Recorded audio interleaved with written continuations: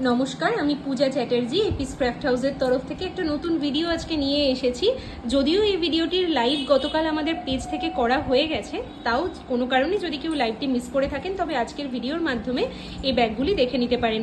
এগুলোর দাম বলে দেব, ডিটেলসও বলে দেব। আমাদের এপিসের পুরুষ বন্ধুদের জন্য অর্থাৎ আমাদের মেল মেম্বারদের জন্য কিন্তু এই ব্যাগগুলো আমরা তৈরি করেছি। এগুলো পিওর লেদারের উপরে জেন্টস স্লিং ব্যাগ রয়েছে। সমস্ত ডিটেলসটাই যদিও গতকাল ফেসবুক লাইভে দেখানো হয়েছে। যদি কারোর মনে হয় যে এটা ক্যারি করে কেমন লাগবে বা সাইজ স্পেসিফিকেশান আর একটু ভালো করে আমি দেখব, তাহলে কিন্তু অবশ্যই আমাদের ফেসবুক লাইভটা একবার দেখে নেবেন।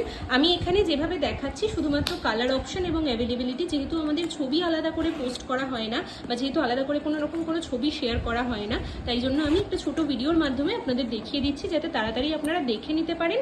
তারপরে আরেকটু ডিটেলে দেখার জন্য আমাদের ফেসবুক লাইভটি ফলো করতে পারেন। প্রত্যেক দিন সন্ধ্যে 6টা থেকে 6:30টার মধ্যে আমাদের ফেসবুক লাইভটি শুরু হয়। লাইভের মাধ্যমে নেওয়ার যে সুবিধা সেটা হলো সেখানে আপনাদের প্রপারলি জিনিসগুলো দেখানো হয় এবং কালারের কোনো রকম কোনো সমস্যা কিন্তু হয় না। কারণ আমি বারবার এই কথাটা বলি যে প্রত্যেকটা ফোনের ভিডিওতে কালারের কিন্তু ডালনেস এবং ব্রাইটনেসের একটা সমস্যা থেকেই থাকে।